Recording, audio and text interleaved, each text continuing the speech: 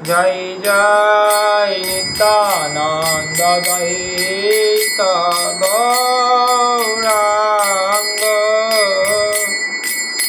निताय गौरांग निताय गौरांग जय जय सच्चिदानंद सदा गौरचंद्र जय जय रोहिणी नंदन बल राम नित्यानंद जय जय महाविष्णु अवतार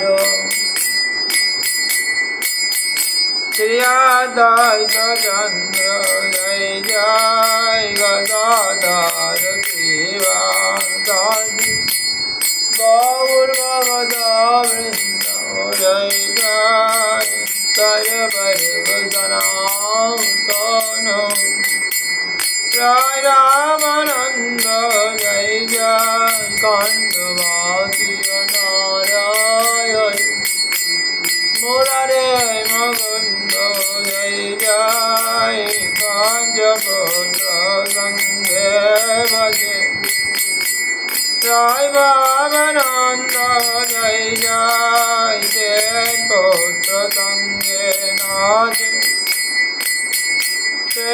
जीवानंद जय जय सदा गोपाल हरि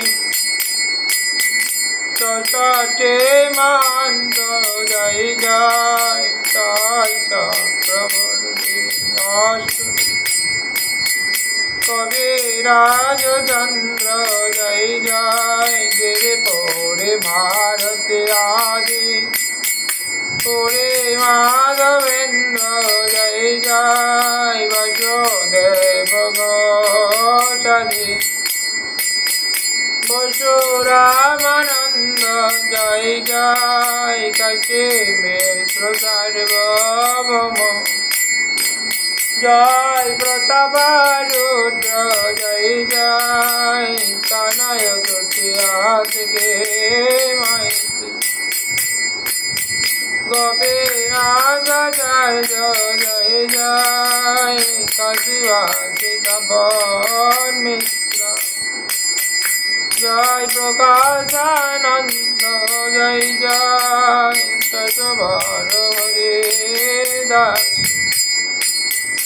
दास गोविंद जय जय वसुदानंद बाप्रा गंगावीर चंद्र जय जय श्री अद्वैत सिद्धात्मज श्री अच्युतानंद जय जय कालिदास जयोचाकु जयोधरानुदात जय जय पंडरीक विद्यानिधि वक्रचार पंडित जय जय जगपंडित गदाधर भागवताचार्य जय जय अभिराम नंदनयाचार्य जय जय परमेशदासपुरीकटाय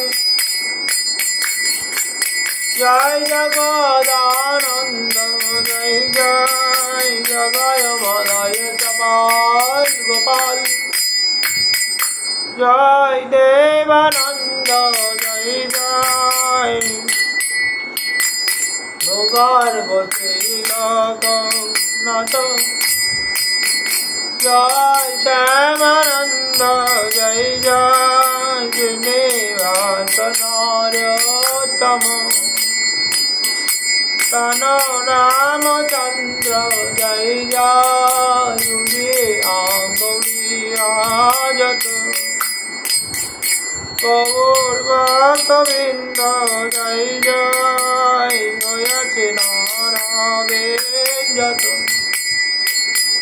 गौरभक्तवृंद जय जय যেখানে যাবে কয়াছে গৌরবাকবিন্দ তন্দ্র যাবে নীলে কর কৃপায় আমি অতিমন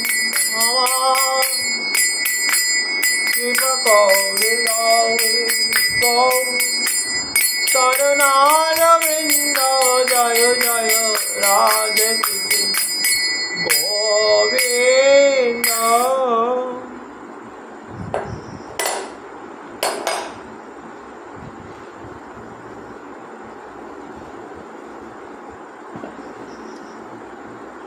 অজ্ঞানতিমিরঞ্জস্য জ্ঞানাঞ্জনশলাকয়া চক্ষুর্মিলিतं येन তস্मै শ্রীগুরবে নমঃ। পাদবজমাসামহকোমতে মোহবেদবংশগাম ব্রজ পুনঃসুশ্রিয়াং পুনঃতাপসংহারঃ ব্রজেন্দ্রতনয় প্রিয় মধুরমূর্তিমল্লদকাম নমামি পরমং গুরুং ভবসমুদ্রসন্তারকাম।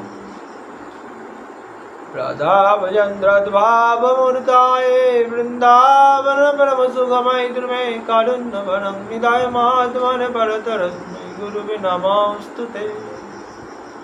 महामहिमवन्दितां सकलशक्तबद्धकरां ब्रजेन्द्रसुतपनय साधु विश्वम्भरं नमामि परं गुरुं सदा शङ्करम्। मञ्चाकल्पतरुभ्यश्च कृपसेन्दुभ्येव च चिदानन्दभवन्नेव विष्णुभ्यै नमो नमः। अजानलम्बिता भोजौ कनकावदातो संकीर्तनाय कपितारं कमलाय तक्कु विश्वम्भरौ द्विजभरौ जुगधर्मपालौ वन्दे जगत्प्रियकरौ करुणावतारौ।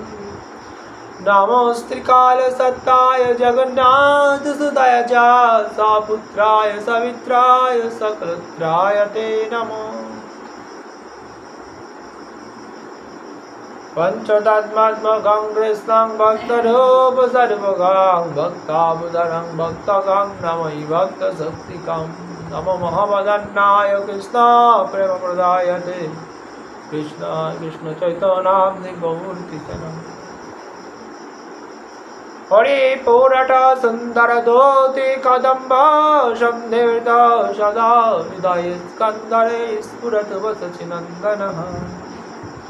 हे कृष्ण करुणा सिन्धो दीनबन्धो जगत्पते गोपेश गोपिकाकान्त राधाकान्त नमोऽस्तुते।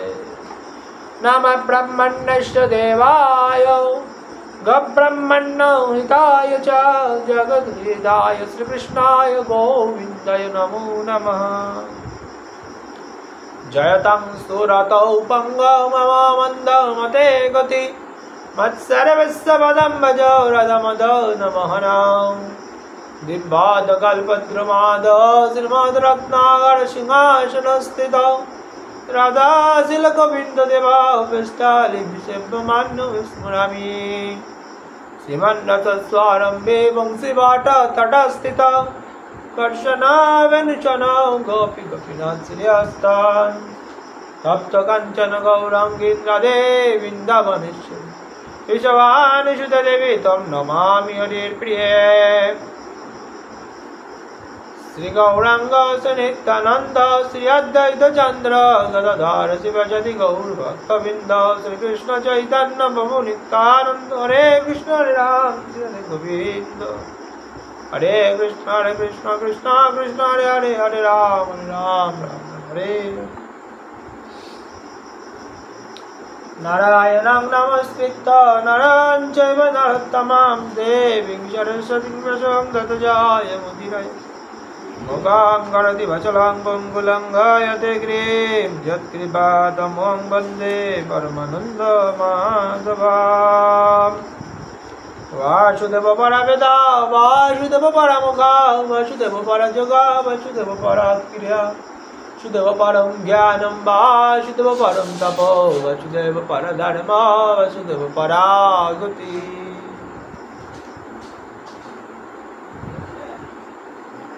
श्रीमद् भगवद गीता द्वितीय अध्याय সাংখ্যযোগের আলোচনা পর্বে আজ আমরা আলোচনা করব শ্লোক নম্বর 17 থেকে। ভগবান বলছেন অর্জুনকে, যিনি এই সকল শরীর ব্যাপিয়া আছেন তাহাকে অবিনেশ্বর জানিবে। কেহই সেই অব্যয় আত্মার বিনাশ করিতে সমর্থ হয় না। প্রতিটি জীবের শরীর ব্যাপিয়া আছে কে? আত্মা। শরীরটা হলো ক্ষেত্র আর আত্মা হলো ক্ষেত্রজ্ঞ। ক্ষেত্রের মধ্যে যিনি থাকেন তিনি হলেন ক্ষেত্রজ্ঞ, আত্মা হলো ক্ষেত্রজ্ঞ। তাই বলছে শরীর ব্যাপিয়া যিনি আছেন, কে আছেন? আত্মা। আত্মা না থাকলে শরীরকে মৃত বলা হয়। তো শরীর ব্যাপিয়া যিনি আছেন তো তাকে অবিনশ্বর জানি। অবিনশ্বর মানে কি? অবিনশ্বর মানে তার কোনো ক্ষয় নেই, আদি সনাতন তত্ত্ব, তার সৃষ্টিও নেই ধ্বংসও নেই, অবিনশ্বর আত্মা। ভগবান আরো কি বলছে? সেই অব্যয় আত্মার বিনাশ করিতে কেউই সমর্থ হয় না। শরীরের বিনাশ করতে পারে কিন্তু আত্মার বিনাশ কেউ করতে পারে না। এটি ভগবানের অংশ। আত্মা স্বরূপ কি? ভগবান বলছে আত্মা হলো নিত্য, আত্মা হলো কি? অবিনাশী এবং অপ্রমেয়। আত্মার এই স্থূল সূক্ষ্ম দেহ সকল বিনশ্বর বলিয়া উক্ত। অতএব হে ভারত, তুমি যুদ্ধ করো। মানে কি বলতে চাইছে? অর্জুন তো যুদ্ধ করতে চাচ্ছে না। অর্জুন বলছে বিপক্ষ সেনা দলে নিজ আত্মীয় স্বজন সবাই রয়েছে, তাদেরকে বধ করে সেই রুধির লিপ্ত অন্ন আমি ভোজন করতে পারবো না। আমার দরকার নেই ওই সাম্রাজ্য ভোগীর। আমি ভিক্ষান্ন ভোজন করে পাবো, এটাই শ্রেয়। ভগবান বলছি শোনো, তুমি যদি যুদ্ধ না করো তাহলে অধর্ম বাড়বে। ওরা অধর্ম, ওই রাজারা অধর্ম রাজা, প্রজা উৎপীড়ন করে। তাই একজন ধর্মপ্রাণ ক্ষত্রিয় হিসাবে তোমাকে যুদ্ধ করা উচিত শান্তি স্থাপনের জন্য, নিজের স্বার্থে নয়, শান্তি প্রজাগণের কল্যাণের নিমিত্ত। এটি ধর্মযুদ্ধ। ওরা মারা যাবে বলে তুমি শোক করছো? ওরা তো অধর্মের পথে আছে, প্রজা উৎপীড়ন করে, অত্যাচারী। কিন্তু জেনে রাখো, ওরা মারা গেলেও ওদের আত্মা অবিনশ্বর, সে মারা যাবে না, মারা যাবে ওদের শরীরটা। ভগবান কি বলছে? আত্মা নিত্য, সে আগেও ছিল, এখনো আছে, পরেও থাকবে। আর কি? অবিনাশী, তার বিনাশ নেই। অপ্রমেয়, তাকে প্রমাণ করা যায় না। বিজ্ঞানীরা পরীক্ষাগারে আত্মাকে প্রমাণ করতে পারবে না। তিনি অপ্রমেয়, উপলব্ধি করা যায়, সাধকরা উপলব্ধি করতে পারে, কিন্তু তাকে প্রমাণ করা যায় না। অপ্রমেয়। কিন্তু এই যে স্থূল শরীর, এই শরীরটি কিন্তু বিনশ্বর, এটি নষ্ট হয়ে যায় সময়ের সাথে সাথে। এটি অবিনশ্বর নয়, এটি বিনশ্বর। বিনশ্বর মানে কি? বিনাশ প্রাপ্ত হয়, সময়ের সাথে সাথে নষ্ট হয়ে যায়। তাই বলছে তুমি শোক করো না এদের জন্য। তুমি তোমার যেটা ডিউটি, ক্ষত্রিয় যেটা ডিউটি, একজন ক্ষত্রিয়ের যেটা ডিউটি সেইটা তুমি করো, তুমি যুদ্ধ করো।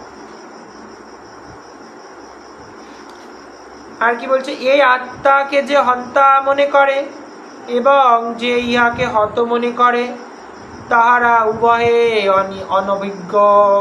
অনভিজ্ঞ মানে অভিজ্ঞ নয়, তাদের এই বিষয়ে তারা অভিজ্ঞ নয়, জ্ঞানী নয়। এই বিষয়ে তাদের জ্ঞান নেই। তাদের যে আত্মাকে হন্তা মনে করে, মানে কি? আত্মাকে হত্যা মনে করে, মানে আত্মা কাউকে উনি হত করেন না, নিজেও হত হন না। আত্মা কাউকে মারেও না, নিজেও মরে না। তাহলে কে মারে? মানুষের প্রবৃত্তি, স্বভাব, স্থূল শরীর। আত্মা তিনি নির্বিকার নির্বিকল্প সাক্ষী রূপে অবস্থান করেন, তিনি এসবে লিপ্ত হন না। আত্মা কাউকে হত্যাও করেন না, তিনি নিজে হতও হন না।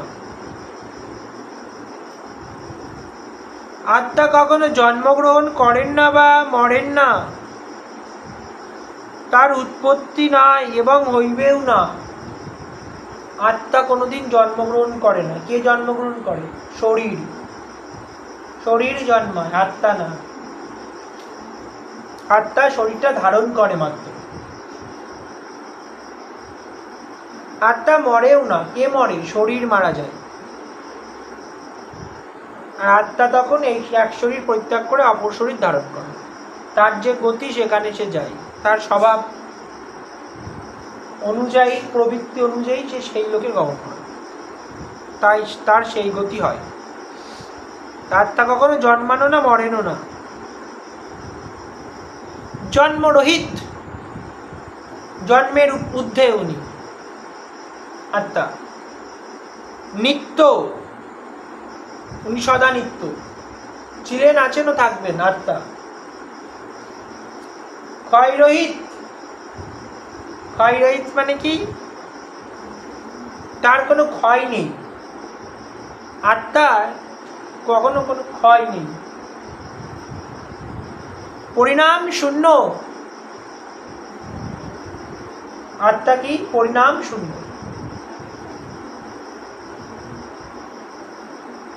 অপরিবর্তনশীল। পূর্বে যা ছিল এখনো তাই, পরেও তাই থাকবে, কোনো পরিণাম নেই। বিকার রহিত। তাই বলছে শরীরের বিনাশ হইলেও আত্মার বিনাশ হয় না। অর্জুনকে বোঝাচ্ছে কৃষ্ণ।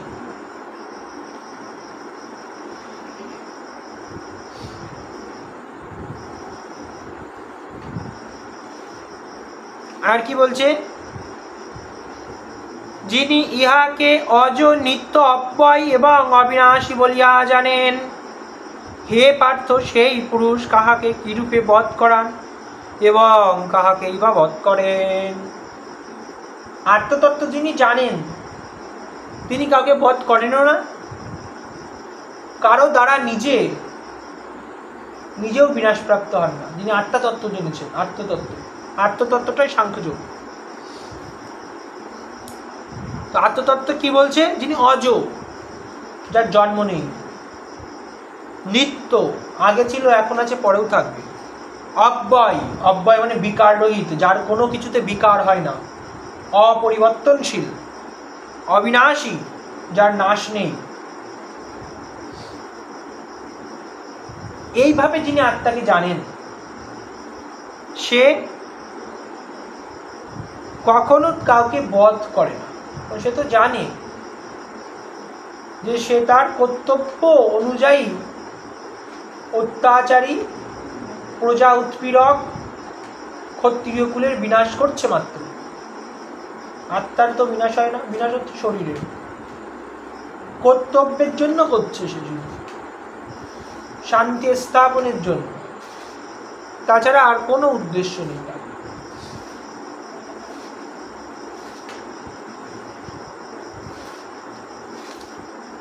ভগবান আরো কি বলছে? মানব যেমন জীর্ণ বস্ত্র সকল পরিত্যাগ করিয়া অপর নতুন বস্ত্র গ্রহণ করে, সেই রূপ জীব জীর্ণ শরীর পরিত্যাগ করিয়া নতুন অন্য শরীর ধারণ করে। মানব কি করে? একটা কাপড় পরলো, কাপড়টা ছিঁড়ে গেছে, সেটা বাদ দিয়ে একটা নতুন কাপড় আবার কিনে পরলো। একই রকম ভাবে এই শরীরটা ওই কাপড়ের মতো, পুরনো হয়ে গেছে, বৃদ্ধ হয়ে গেছে, জরাজীর্ণ দশা, সেই শরীরটাকে বাদ দিয়ে আবার নতুন শরীর ধারণ করবে আত্মা। কর্মফল দ্বারা আবদ্ধ হই। পুনরপি জননম পুনরপি মরণম পুনরপি জননী জঠরে শয়নম। পুনরায় জন্মালো, পুনরায় মরল, পুনরায় জননী জঠরে শয়ন করল। এইভাবে আত্মা চক্র আকারে, জন্ম মৃত্যু চক্র আকারে চলতে থাকে, শরীর ধারণ করে। এর থেকে মুক্তি পাওয়ার উপায় আছে, এর থেকে মুক্তি পাওয়ার উপায় আছে।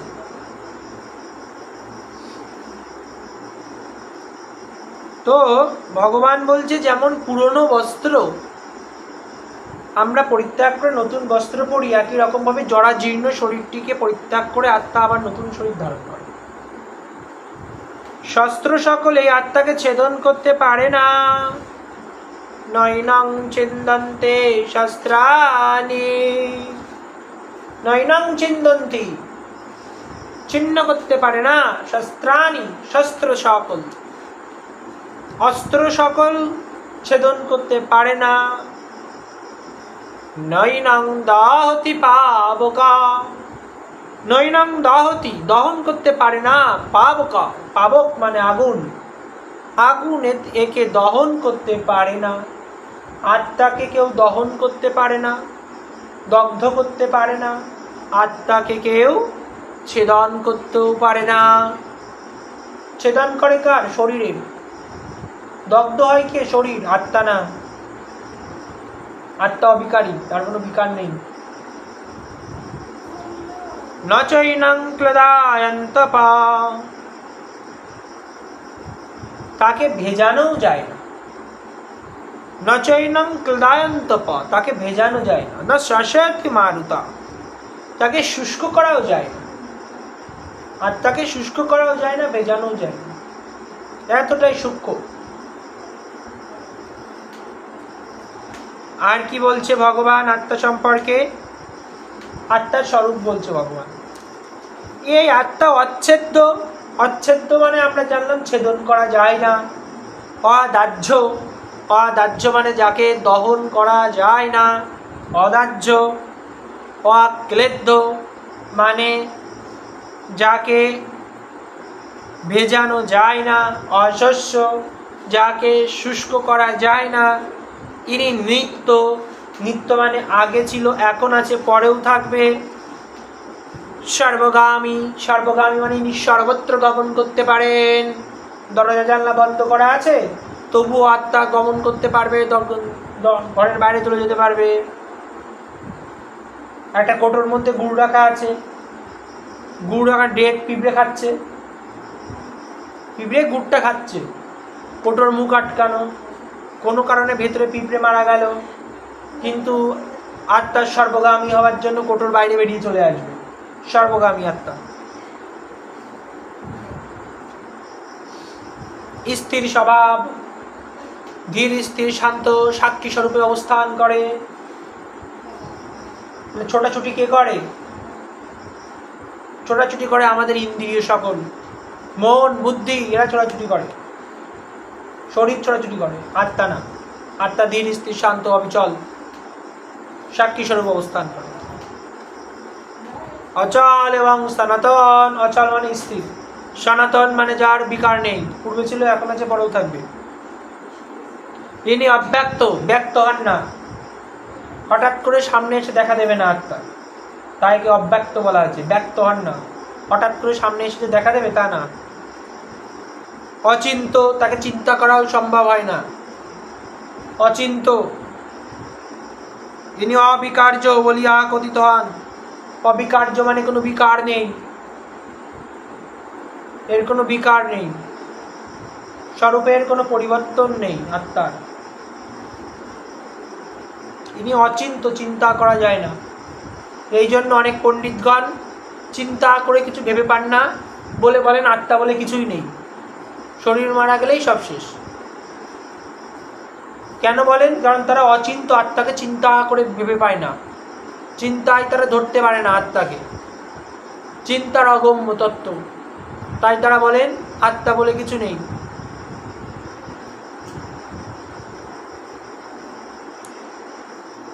তো অবিকার্য, তার বিকারও নেই। অতএব ইহাকে রূপ জানিয়া অনুশোচনা করিও না। অর্জুনকে বলছে তুমি এই জন্য অনুশোচনা করিও না।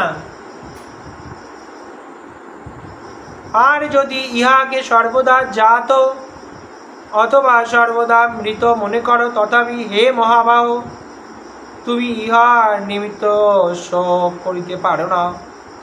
জন্ম গ্রহণকারীর মৃত্যু নিশ্চিত, আর মৃতের জন্ম অনিশ্চিত।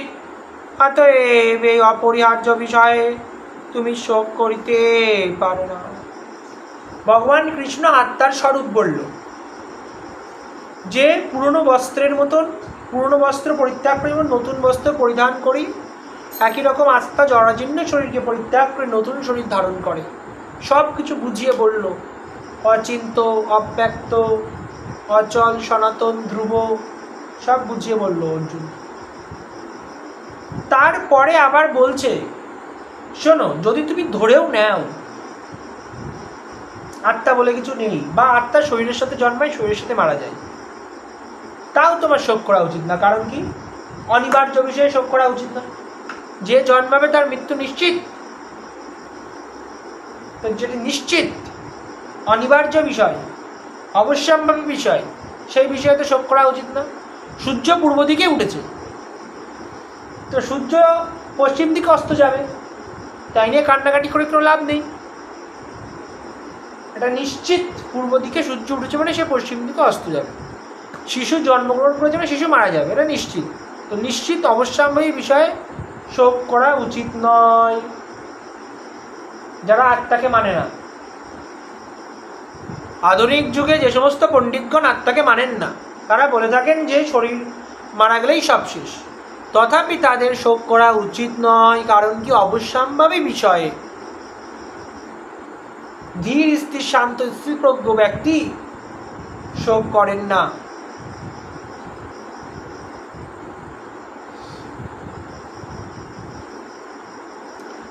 আজকে শ্রীমদ্ ভাগবত গীতার আলোচনা এখানেই দেওয়া হলো বিস্তার। গঙ্গা গীতা সাবিত্রী সীতা সত্যপতিব্রতা ব্রহ্ম বলে ব্রহ্মবিদ্যা সন্ধ্যা মুক্তি গেহিনী অদ্যমাত্রা চিদানন্দা ভবগ্নে ভ্রান্তিনাশিনী বেদাত্রয়ী পরানন্দা তর্তার্থ গণমঞ্জরি। ওম শ্রীতং শ্রীতং শ্রীতং নমো নমঃ।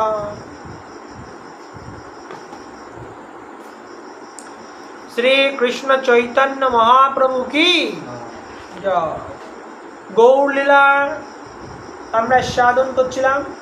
গৌর লীলার আস্বাদন পর্বে আমরা গৌরাঙ্গের বাল্যলীলা আস্বাদন করছিলাম।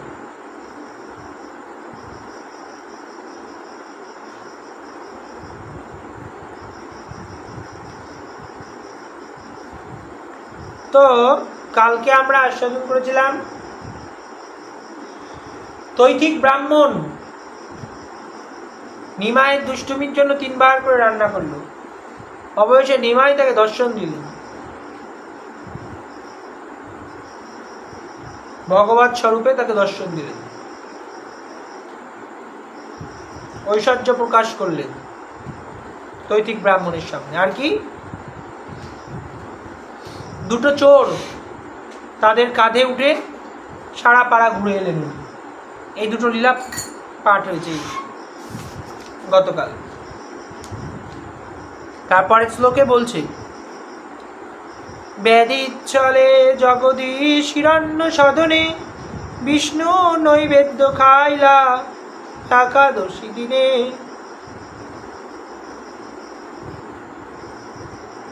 ব্যাধিচ্ছলে, রোগ তার ছলনা করে উনি জগদীশ হিরণ্যের ভবনে একাদশীর দিনেও বিষ্ণু নৈবেদ্য খেয়েছিলেন। তো একাদশীর দিন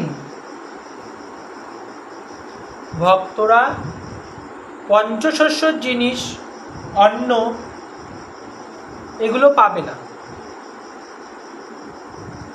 কিন্তু ভগবান পেতে পারে। ভগবানকে ভোগ লাগানো যায়। কিন্তু ভক্তরা বেশিরভাগ ক্ষেত্রেই ভগবানকে ওই দিন ভোগ লাগায় অন্ন আদি। কারণ কি, ওই প্রসাদটা কি করবে? প্রসাদটা কি করবে? কাউকে নিজে একাদশী করছে, আর একজনকে তো অন্ন দিতে পারে না, পারে কি? নিজে একাদশীর দিনে অন্ন ভক্ষণ করে, আর একজনকে কিভাবে অন্ন দেবে? নিজে সৎ জীবন যাপন করছে, আর একজনকে কি অসৎ জীবন যাপন করার জন্য ঠেলে দেওয়া যায়? যায় না। সেই জন্য যদি প্রসাদ সংরক্ষণের ব্যবস্থা থাকে তাহলে ভগবানকেও একাদশীতে অন্ন দেওয়া যায়, কিন্তু ভক্তরা সেটি পেতে পারবে না, সেটি পরদিন পেতে পারবে। যদি সংরক্ষণের ব্যবস্থা থাকে তাহলে ভক্তরা সেটা পরদিন পেতে পারবে। নিমাই শিশুদের সঙ্গে আর পাড়াপড়শির ঘরে যান, গিয়ে চুরি করে বিভিন্ন প্রকার দ্রব্য বন্ধুদের সাথে একসাথে ভক্ষণ করেন। শিশু সব লয়া পাড়া পড়শির ঘরে চুরি করি দ্রব্য খায়, মারে বালকেরে। বালকদের সাথে মারপিটও করে বাল্যলীলায়। এখানে যদি ঐশ্বর্য প্রকাশ করে বিষ্ণুর মতন ধীর স্থির শান্ত হয়ে থাকে তাহলে তো আর বাল্যলীলা হয় না। শিশু সব শচী স্থানে কইল নিবেদন, শুনি শচী পুত্রে কিছু দিলা ওলাহন। কেনে চুরি করো, কেনে মারো হো শিশুরে, কেনে পর ঘরে যাও কিবা নাহি ঘরে। শচী তার পুত্রকে বলে, কেন যাও পরের ঘরে, গিয়ে কেন চুরি করো? নিজের ঘরে কোন জিনিসের অভাব? পরের ঘরে গিয়ে চুরি করে, পরের ঘরে ছোট ছোট বাচ্চাদের গিয়ে মারে। নিমাই বন্ধুদেরকে, সমবয়সী বাচ্চাদেরকে গিয়ে গিয়ে মারে। ওরা এসে আবার নালিশ করেছে শচীকে, বলে কি তোমার ছেলে মারে আমাদেরকে গিয়ে গিয়ে। তাই শচী বলছে নিমাই, তুমি কেন পরের বাড়িতে যাও, ঘরে কিসের অভাব, গিয়ে আবার মারধর করে ওদেরকে। এই শুনে নিমাই কি বলছে, শুনি প্রভু ক্রুদ্ধ হইয়া ঘর ভিতর যায়া, ঘরে যত ভাণ্ড ছিল ফেলিল ভাঙিয়া।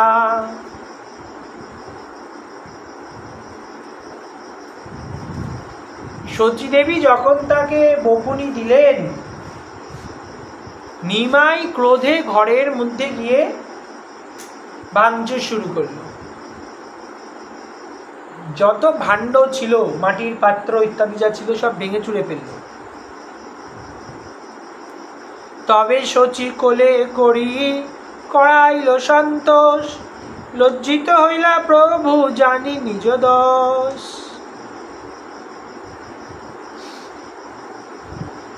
শচী দেবী তখন পুত্রকে শান্ত করার জন্য কোলে করে আর আদর করছে।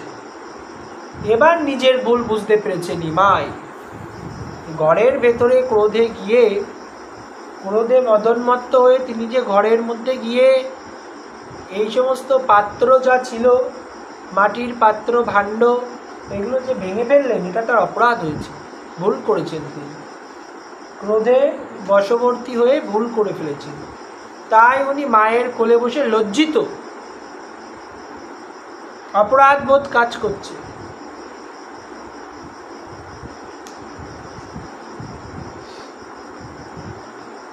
কবু মৃদু হস্তে কইল মাতাকে তারণ, মাতাকে মূর্ছিতা দেখি করয় ক্রন্দন। নারীগণ কহে নারিকেল দেহ আনি, তবে সুস্থ হইবেন তোমার জননী। বাহির হইয়া প্রভু আনিল দুই নারিকেল, দেখিয়া পূর্ব হইল বিস্মিত সকল। তো কখনো উনি তার মায়ের সাথে নানা প্রকারের দুষ্টুমি করে, আবার কখনো বা মৃদু হস্তে মাকে তাড়নও করে, মাকেও মৃদু হস্তে বকাবকি করে। বালক বয়স নিমাই, মা ছেলের দুষ্টুমি। তো মা আবার মূর্ছিত হয়ে গেলে তখন পাশে নারীগণ যারা থাকে তারা বলে কি, নারিকেল যদি নিয়ে আসো তোমার মা সুস্থ হয়ে যাবে। উনি তখন বাইরে বেরিয়ে কোথার থেকে দুটো নারকেল নিয়ে চলে আসলেন। সবাই অবাক, নারকেল কোথায় পেল এখনো বাইরে। এই রকম সব লীলা করে। ওনার লীলা দেখে, নিমাইয়ের লীলা দেখে সকলে বিস্মিত হয়ে যায়। কখনো বা শিশু সঙ্গে স্নান করেন গঙ্গাতে, কন্যাগণ আইলা তাহা দেবতা পূজিতে। গঙ্গা স্নান করি পূজা করিতে লাগিলা, কন্যাগণ মধ্যে প্রভু আসিয়া বসিলা। কন্যাগণ কয়ে আমা পুজো আমি দিব বর, গঙ্গা দুর্গা দাসী মোর মহেশ কিঙ্কর। আপনি চন্দন পরি পরেন ফুলমালা, নৈবেদ্য কারিয়া খান সন্দেশ চালু কলা। গঙ্গায় স্নান করতে যান সমবয়সী বালকদের সাথে, গিয়ে উনি ওখানে দুষ্টুমি করেন। পাড়ার কন্যারা যায় পুজো করতে, পুজোর থালা সাজিয়ে নানা প্রকার নৈবেদ্য নিয়ে পুজো করতে যায় পাড়ার মহিলারা, নারীগণ। উনি কি করেন,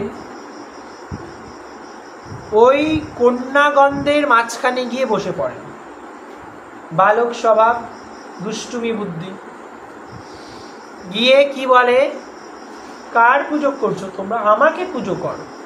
তাই বলে, আমি তোমাদের বর দেব, মানে আশীর্বাদ দেব। দুর্গা দেবী, গঙ্গা দেবী এরা আমার দাসী, আর মহেশ আমার কিঙ্কর। মহেশ মানে কে, মহাদেব আমার কিঙ্কর।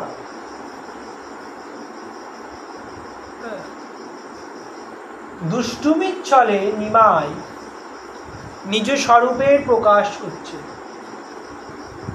উনি যে সাক্ষাৎ স্বয়ং ভগবান, দুষ্টুমির ছলে সেই স্বরূপের প্রকাশ করছে। উনি পুজোর জন্য নারীগণ, কন্যাগণ যে চন্দনমালা নিয়ে আসে তা উনি পরিধান করেন, ধারণ করেন।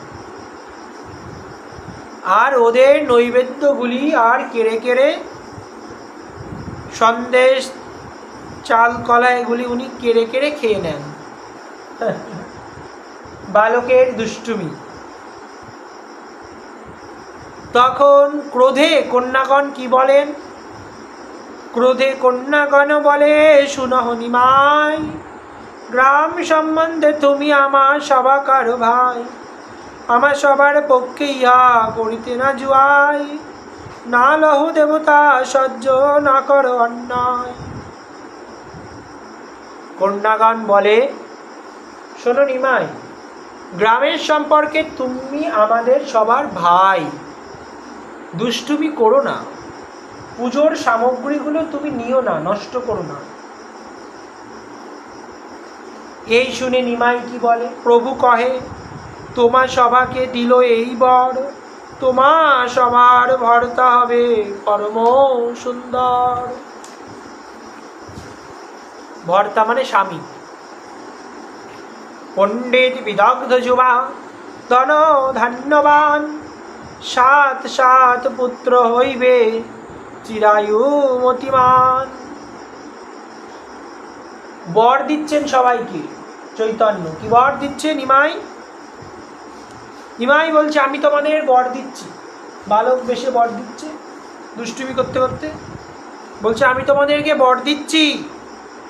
বর মানে আশীর্বাদ করছি, তোমাদের ভর্তা মানে স্বামী হবে পরম সুন্দর, পণ্ডিত, হ্যাঁ, বিদগ্ধ, বিদগ্ধ পণ্ডিত, মহাপণ্ডিত হবে। আর কি? যুবক হবে, ধনবান, ধনধান্যে ভরা, অর্থবান। আর তোমরা সবাই 7-7টি করে পুত্রের জননী হবে, চিরায়ু, দীর্ঘদিন বাঁচবে তোমরা, মতিমান, বুদ্ধিমান হবে। এই বর শোনার পরে কন্যাদের কি অবস্থা হলো? বর শুনি কন্যাগণের অন্তরে সন্তোষ, বাইরে ভৎসনা করে করি মিথ্যারোষ। কোন কন্যা পলাইল নৈবেদ্য লয়া, তারে ডাকি প্রভু কয়ে সন্তোষ হইয়া। চৈতন্য যে বর দিল কন্যাদের, তো বর শুনে কন্যারা খুব খুশি হলো, মনে মনে খুব খুশি, কিন্তু বাইরে তারা রোষ প্রকাশ করছে, ক্রোধ প্রকাশ করছে বাইরে। কিন্তু বর শুনে মনে মনে খুব খুশি, আশীর্বাদ পেয়ে মনে মনে খুশি না। কেউ কোনো কোনো কন্যা নৈবেদ্য নিয়ে পালিয়ে গেল। নিমাই তাকে ক্রোধে ডেকে বলছে, যদি মোরে নৈবেদ্য না দেহ হইয়া কৃপণী, বুড়া ভর্তা হবে আর চারি চারি সতিনী। আবার কি বলছে, কেউ নৈবেদ্য দিচ্ছে না, নৈবেদ্য না দিয়ে পূজার নৈবেদ্য নিয়ে অনেকে চলে যাচ্ছে। নিমাই তখন কি বলছে, যদি আমাকে নৈবেদ্য না দাও তাহলে কি হবে? কৃপণতা করে যদি নৈবেদ্য না দাও তাহলে তোমার স্বামী হবে বয়স্ক বৃদ্ধ। আর কি বলছে, 4টে করে সতীন থাকবে। এইভাবে বাল্যলীলা করতো নিমাই। আচ্ছা, নিমাইয়ের এই কথা শুনে এবার ভয় পেয়ে গেল, ওরা কন্যারা ভয় পেয়ে গেল। ইহা শুনি তা সবার মনে হইল ভয়, জানি কোন দেবাবিষ্ট ইহাতে বা হয়। আনিয়া নৈবেদ্য তারা সম্মুখে ধরিল, খাইয়া নৈবেদ্য তার ইষ্ট বর দিল। নিমাই যখন বর দিল যে তোমরা বৃদ্ধ স্বামী পাবে, তখন কন্যারা ভীত হয়ে গেল, সত্যি সত্যি যদি আবার হয়। ভয়ে ওরা পূজার নৈবেদ্য আবার নিমাইয়ের সামনে নিয়ে আসলো। নিমাই সব নৈবেদ্য গ্রহণ করলো, করে তাদেরকে মনের অভীষ্ট বর দান করলো, কন্যাদের মন অভীষ্ট বর দান করলো। এইভাবে লীলা করত নিমাই, ছোটবেলায় দুষ্টুমি করত। এই মতো চাপল্য সব লোকের দেখায়, দুঃখ কারো মনে নয় এসবে সুখ পায়। এইভাবে চপলতা করে, চঞ্চলতা প্রকাশ করে নিমাই, দুষ্টুমি করে। কিন্তু নিমাইয়ের দুষ্টুমিতে কেউ কষ্ট পায় না, মনে দুঃখ পায় না, সবাই খুশি হয়। ছোট বাচ্চা ছেলের দুষ্টুমি দেখে সবাই খুশি হয়। দুঃখ কারো মনে নহে সবে সুখ পায়, অন্যকে দুঃখ দেওয়া তার উদ্দেশ্য নয়, সবাইকে সুখ দেওয়ার জন্যই তিনি এই রকম লীলা করেন। এইভাবে চৈতন্য মহাপ্রভু বাল্যকালে তার বাল্যলীলা করতেন। আজকের চৈতন্য লীলা এখানে দেওয়া হলো বিশ্রাম।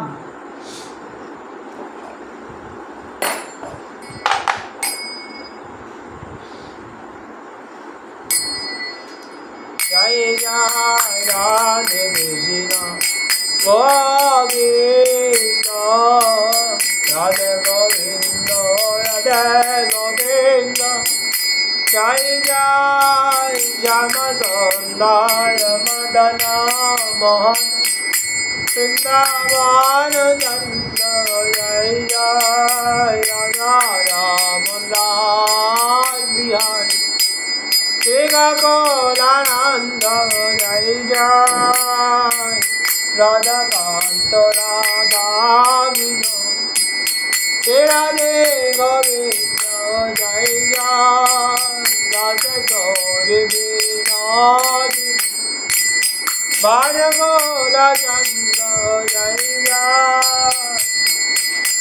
ललिता विशालायानि यदा गोविंद जय जय तिरुपा मंजरी